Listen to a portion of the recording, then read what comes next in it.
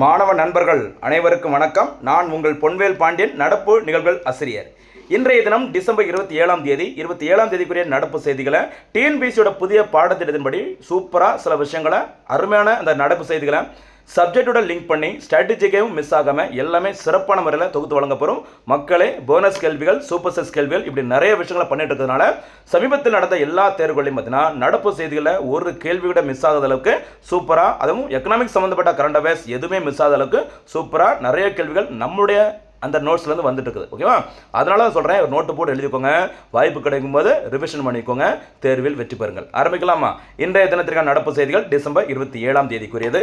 First நம்ம பார்க்கக்கூடியது என்னன்னு பார்த்தீங்கன்னா, டிசம்பர் 27 என்ன முக்கிய தினம் அப்படிங்கிறத பார்க்கலாம். சரியா? ஃபர்ஸ்ட் நம்ம பார்க்கக்கூடியது டிசம்பர் 27 நுண்ணுயிரியலின் தந்தை என்று அழைக்கப்படும் லூயி பாய்ஸ்டரின் பிறந்த நாள் இன்றைய தினம். இப்படி வாய்ப்பு கிடைக்கும் போது நம்ம ஒன்லைனரில் சொல்லிட்டோம் இவருடைய பிறந்த நாள் அப்படின்னு சொல்லிட்டு. இவங்க வேற என்னெல்லாம் பண்ணியிருக்காங்க அப்படிங்கிறத கொஞ்சம் லிங்க் பண்ணி உள்ள போய் சப்ஜெக்டில் படிச்சிங்கன்னா உங்களுக்கு சூப்பரான ஒரு ஏரியா கவர் ஆகிடும். சரிங்களா? அதே மாதிரி வேர்ல்டு ஜியாகிரபியில் கோள்களின் இயக்க விதிகளை ஒரு 3 வகையான அந்த விதிகள் இருக்குல்ல, அந்த கோள்களின் இயக்க விதிகளை கண்டறிந்தவர் புகழ்பெற்ற வானியலாளர் யாருமா? Johannes Kepler. அந்த கெப்லர் விதிகளே சொல்லுவாங்க. அந்த 3 விதிகளும் எதுன்னு கூட கேட்கலாம். சரிங்களா? இந்த கோள்களின் இயக்க விதிகளை கண்டுபிடித்த கெப்லர் அவர்களின் பிறந்த நாள் டிசம்பர் 27. சரிங்களா? அடுத்து போலாமாமா? அடுத்து ரொம்ப முக்கியமான ஒரு விருது. சரியா? பால புரஸ்கார் விருதுன்னு சொல்லுவாங்க. ராஷ்டிரிய பால புரஸ்கார் விருது என்று முழு பேர் இதுக்கு. சரியா? இந்த பால புரஸ்கார், பாலன் அப்படின்னா பாலகன், குழந்தைகளுக்கான ஒரு சிறப்பு விருது தான் இந்த பால புரஸ்கார் விருதுன்னு சொல்லுவாங்க. இந்த விருது எதற்காக வழங்கப்படுகிறது அப்படின்னு சொல்லி பாருங்க. வீரம், கலை, கலாச்சாரம், சமூக சேவை, அறிவியல், தொழில்நுட்பம், புதுமை, ஓகேவா, கல்வி, விளையாட்டு ஆகிய துறைகளை சிறந்து விளங்கும் சிறுவர்களுக்கு ஆண்டுதோறும் வழங்கப்படுகிற விருது தான் அந்த தேசிய சிறார் விருது. அது மத்திய அரசுக்கு வச்ச பேர் ராஷ்டிரிய பால புரஸ்கார் விருது. ஓகேவா? நடப்பாண்டில் 2025ஆம் ஆண்டில் இந்த விருதிற்கு 18 மாநிலங்கள் மற்றும் யூனியன் பிரதேசங்களிலிருந்து 20 பேர் இந்த தேசிய சிறார் விருது, அதாவது ராஷ்டிரிய பால புரஸ்கார் விருதுக்கு தேர்வு செய்யப்பட்டிருக்கிறாங்க. சரிங்களா? இப்படி தேர்வு செய்யப்பட்டவர்களுக்கு பார்த்தீங்கன்னா சர்டிஃபிகேட் கொடுப்பாங்க, சால்வை போடுவாங்க. முக்கியமாக பரிசு தொகை ரூபாய் 1 லட்சம் வழங்கப்படுகிறது. சரிங்களா? இதில் இன்னொரு முக்கியமான நபர், பெருசாக இவங்க ஃபோட்டோ தான் போட்டிருந்தாங்க. அந்த 20 சிறார்களில் முக்கியமான ஒரு நபர் யார் பார்த்தீங்கன்னா வைபவ் சூரியவன்சி. நீங்கள் பார்த்துருப்பீங்க. அந்த ஐபிஎல் கிரிக்கெட்டாக இருக்கட்டும், சரியா, அண்டர் 19 கிரிக்கெட்டாக இருக்கட்டும், செம்மையாக கலக்கிட்டு இருக்கிற ஒரு அதிரடி ஆட்டக்காரர், left hand batsman Vaibhav Suryavanshi. சரிங்களா? அவருக்கு விளையாட்டுத் துறையில் சாதனை படைத்ததற்காக பீகார் மாநிலத்தை சேர்ந்த 14 வயதான இளம் கிரிக்கெட் வீரர் வைபவ் சூரியவன்சிக்கு இந்த ராஷ்டிரிய பால புரஸ்கார் விருது வழங்கப்பட்டுள்ளது. அதே மாதிரி இந்த விருதினை பெற்ற தமிழகத்தை சேர்ந்த விருதாளர்கள் வியோமா, பிரியா மற்றும் கமலேஷ் குமார் அவர்கள். சரிங்களா? இதையும் தெரிஞ்சுக்குமா, ரொம்ப முக்கியமானது. சரி, இந்த ராஷ்டிரிய பால புரஸ்கார் விருது அப்படி அதை பற்றி ஒரு ஸ்ட்ராட்டஜிக்கே பார்த்துடலாம். என்னன்னு சொல்லி பாருங்க. பிரதான் மந்திரி ராஷ்டிரிய பால் புரஸ்கார் விருதுன்னு சொல்லுவாங்க. ஷார்ட்டா PMRMBன்னு சொல்லுவாங்க. சரியா? இது எத்தனை வயதிற்கு உட்பட்டவர்கள்? சிறார்கள் சொன்னால அது எத்தனை வயதிற்கு உட்பட்டவர்களுக்கு சொல்லி பார்த்தீங்கன்னா 8 முதல் 18 வயதிற்கு உட்பட்ட சிறப்பான திறமை மற்றும் சாதனைகளை புரிந்து வரும் குழந்தைகளுக்கு வழங்கப்படும் ஒரு விருது தான். உயரிய விருது, ஞாபகம் வச்சுக்கோங்க, மறக்கக்கூடாது. சரிங்களா? சரி, இந்த விருது ஒவ்வொரு ஆண்டும் எந்த தேதியில் வழங்கப்படும் அப்படின்னு பார்த்தீங்கன்னா டிசம்பர் 26ஆம் தேதியில் வழங்கப்படும். சரிங்களா? இந்த டேட் எதுக்காக மத்திய அரசு ஃபிக்ஸ் பண்ணியிருக்காங்க அப்படின்னு சொல்லி பார்த்தீங்கன்னா சீக்கிய மதத்தின் 10வது முக்கிய குரு, சரியா, குரு கோபிந்த் சிங் 2 மகன்கள், ஓகேவா, சாகிப் ஜதா ஜொராவர் சிங் மற்றும் சாகிப் ஜதா ஃபதே சிங். சரி, ஜொராவர் சிங் மற்றும் ஃபதே சிங். சரிங்களா? இதில் ஒருத்தங்களுக்கு 6 வயசு, இன்னொருத்தங்களுக்கு 9 வயசு தான். இந்த 2 சிறுவர்களையும் பார்த்தீங்கன்னா 1705 அன்று, சரிங்களா, கொல்லப்பட்டாங்க.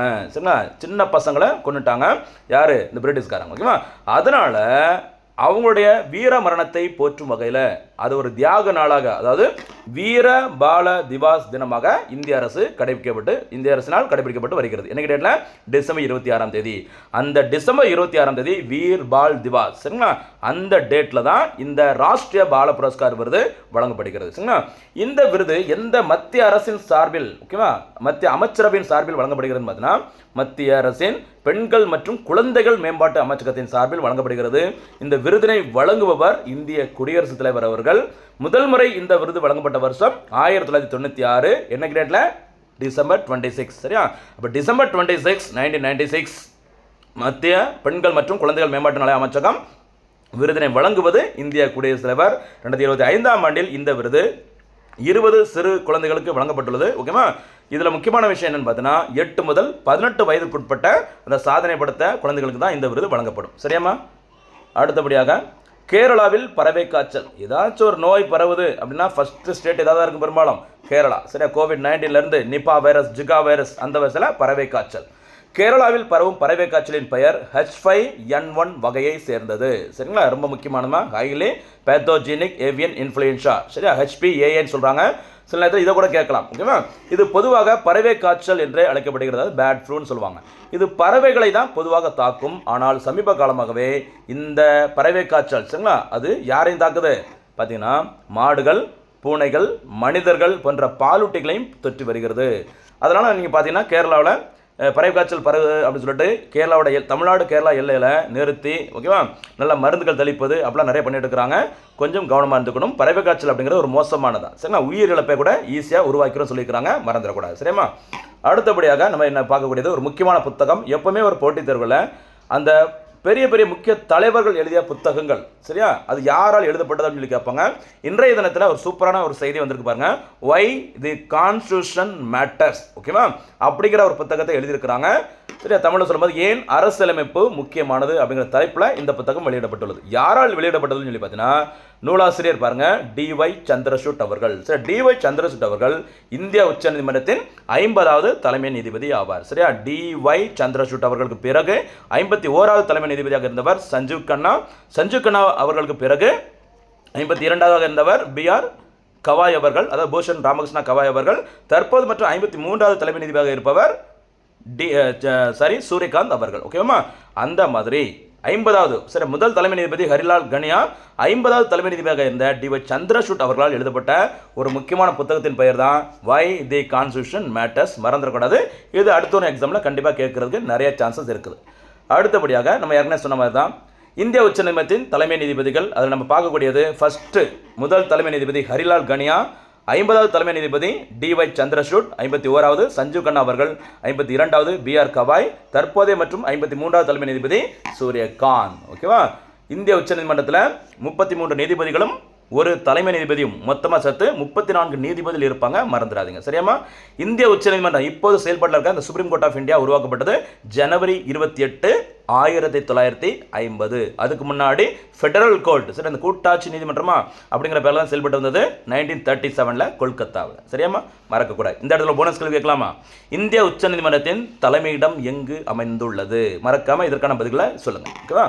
அடுத்தபடியாக ஒரு தேயிலை, சரியா, அதாவது ரீசனாக பார்த்தீங்கன்னா FSSAI அமைப்பு, food safety and standard authority of இந்தியான்னு சொல்கிற FSSAI அப்படிங்கிற அமைப்பானது ஒரு முக்கியமான ஒரு செய்தியை வெளியிட்டிருக்கிறாங்க. எது தொடர்பாக? டீ, சரியா, ஓகேவா, தேயிலை தொடர்பாக. எது என்ன அப்படிங்கிறத பாருங்க. தேயிலை செடியிலிருந்து பெறப்படும் அந்த பொருள், அதோட பேர் தெரிஞ்சுக்கோங்க. இது போட்டி தேர்வில் கேட்பாங்க. கவனமாக இருக்கும். சரி, இந்த கெமெலியா சினென்சிஸ், இந்த கெமெலியா சினென்சிஸ் அப்படிங்கிற பொருள் தான் டீயாக நம்ம பயன்படுத்திட்டு இருக்கிறோம். சரிங்களா? அதாவது என்ன சொல்லியிருக்காங்க அப்படின்னா தேயிலை செடியிலிருந்து, இந்த கெமிலியா சினென்சிஸிலிருந்து பொருட்களை எடுத்து மேற்கொள்ளப்படும் அந்த பானங்களில் மட்டுமே தேநீர் என்ற வார்த்தையை பயன்படுத்தப்பட வேண்டும். இதற்கு மாறாக மூலிகைகள் செடிகளிலிருந்து, இந்த லெமன் டீ, அந்த டீலாம் சொல்கிறாங்கல்ல, அந்த மாதிரி மூலிகைகள் செடிகளிலிருந்து எடுக்கப்படும் சாறுகளை கொண்டு தயாரிக்கப்படும் பொருட்களுக்கு இனிமே தேநீர் என பெயரிட்டால் நடவடிக்கை எடுக்கப்படும் என அறிவிச்சிருக்கிறாங்க. யார்? இந்திய உணவு பாதுகாப்பு மற்றும் தர நிர்ணய அமைப்பான food safety and standard authority of India என்று அழைக்கப்படும் FSSAI அமைப்பு.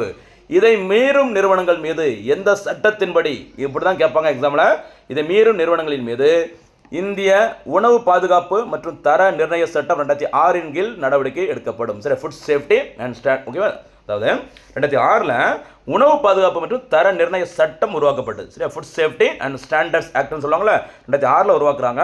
அதுக்கு பிறகு நம்ம பயன்படுத்தக்கூடிய உணவுப் பொருட்கள், மாத்திரைகள், ஓகேவா, சிப்ஸ் பாக்கெட்டு, இதெல்லாம் தரமானதா அதை கண்காணிப்பதற்காகவே 2008 உருவாக்கப்பட்ட அமைப்பு தான் FSSAI அமைப்பு. மறந்துடக்கூடாது. சரியாமா? ரொம்ப முக்கியமானது. இப்படி ஒரு அவேர்னஸ்க்காகவும் சில கேள்விகள் கேட்பாங்க. அதில் எதுவுமே மிஸ் ஆகாத அளவுக்கு நம்ம சூப்பராக சொல்லிட்டு இருக்கோம். மறந்துடக்கூடாது. இந்த இடத்துல உங்களுக்காக ஒரு போனஸ் கேள்வி. உணவு பாதுகாப்பு சட்டம் எந்த ஆண்டு இயற்றப்பட்டது? சரியா? அடுத்த கேள்வி, உணவு பாதுகாப்பு மற்றும் தர நிர்ணய சட்டம் எப்போது இயற்றப்பட்டது? ரெண்டுக்கும் வித்தியாசம் இருக்கு. கவனமாக இருந்துக்கோங்க. மறக்காம பதில்களை கமெண்ட்ல சொல்லுங்க. சரியா?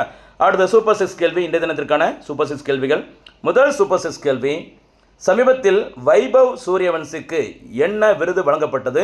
வைபவ் சூரியவன்சி அவர்கள் எந்த விளையாட்டுடன் தொடர்புடையவர்? இதை கேள்வியில் இந்த சூப்பராக பதில் சொல்லுங்க பார்க்கலாம். அடுத்தபடியாக ராஷ்டிரிய பால புரஸ்கார் விருது எந்த தேதியில் வழங்கப்படுகிறது? எந்த தேதியில்? ஓகேவா. மூன்றாவது சூப்பர் சிக்ஸ் கேள்வி, வீர்பால் திவாஸ் எப்போது கடைபிடிக்கப்படுகிறது? முடிஞ்சால் அதற்குரிய காரணத்தை கமெண்ட்ல சொல்லுங்க. நான்காவது சூப்பர் சிக்ஸ் கேள்வி, FSSAI அமைப்பு எப்போது உருவாக்கப்பட்டது? ஐந்தாவது சூப்பர் சிக்ஸ் கேள்வி, போனஸ் கேள்வி கூட நம்ம சேர்த்திருக்கோம். உணவு பாதுகாப்பு மற்றும் தர நிர்ணய சட்டம் எப்போது ஏற்றப்பட்டது? அடுத்து ஆறாவது முக்கியமான சூப்பர் சிக்ஸ் கேள்வி, வை தி கான்ஸ்டிடியூஷன் மேட்டர்ஸ் அப்படிங்கிற புத்தகத்தின் ஆசிரியர் யார்? இதற்கான பதில்களை சூப்பராக பதில் சொல்லுங்கம்மா. போனஸ் கேள்விகள், சூப்பர் சிக்ஸ் கேள்விகள் எல்லாமே அப்பப்போ ரிவிஷன் பண்ணிட்டே இருங்க. கண்டிப்பாக அடுத்தடுத்து வரும் தேர்வுகளுக்கு ரொம்ப ரொம்ப யூஸ்ஃபுல்லாக இருக்கும். மீண்டும் சந்திக்கலாம். நன்றி, வணக்கம்.